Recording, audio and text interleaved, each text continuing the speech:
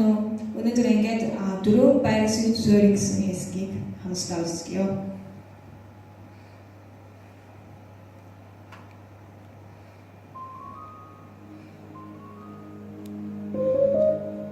Гурван объектын зорилго биелэгдмээр дөрөв байршил суурийг бий болгоно.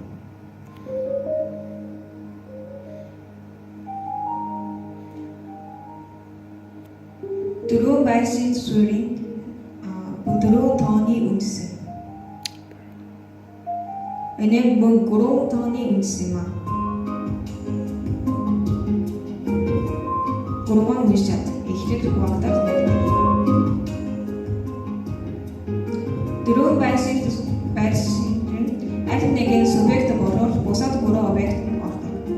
Эдгээрийг нэгдүгээр 12 объект ордог учраас энэ 12 тооны үндэс ордог юм аа. Мөн дөрөв байршил суурь бол сайнны үндэсний суурь. Бурхан нөхөр эхнэр болон хүүхдүүдээр дамжин дөрөв байршил суурь биелээ болдог.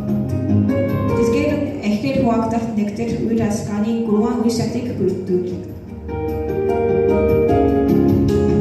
Ингэж Бурханы бүтээлийн зорилго биелээ болно.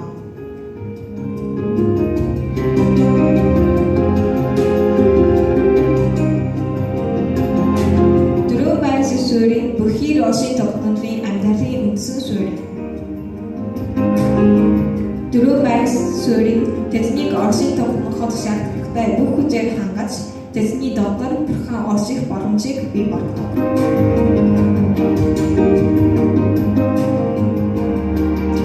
Дөрөв байршил суурь Бурханы бүтээлийн мөнхийн зорилго юм аа.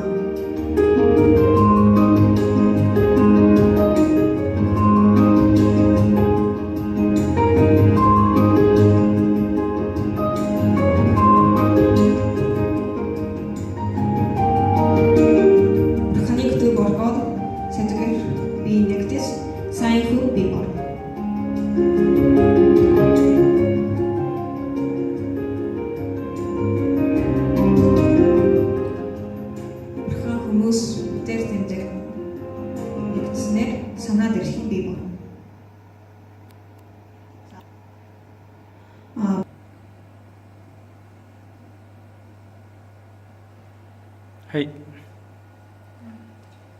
Эхлээд хуваагдах нэгдэх гэсэн зарчмын дагуу бас гурван объектын зорилго энэ нэг субъектыг төгөөрөд энэ гурван энэ объектууд нэг субъектыг төгөөрөд тэр яригддаг.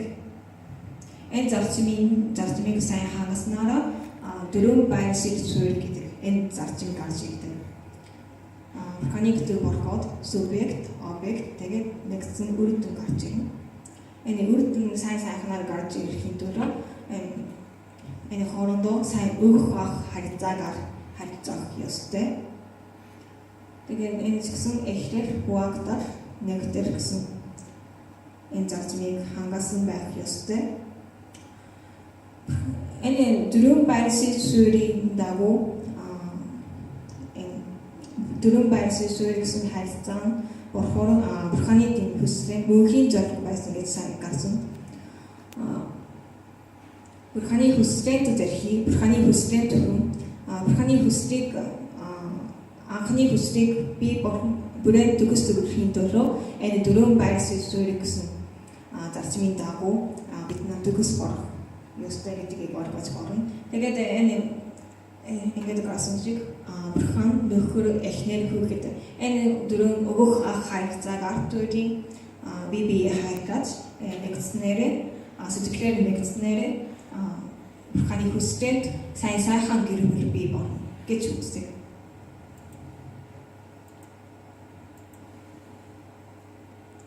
Тэгээд Бурханыг боддог болгоод сэдвээр тэгээд биеийн үйлдэл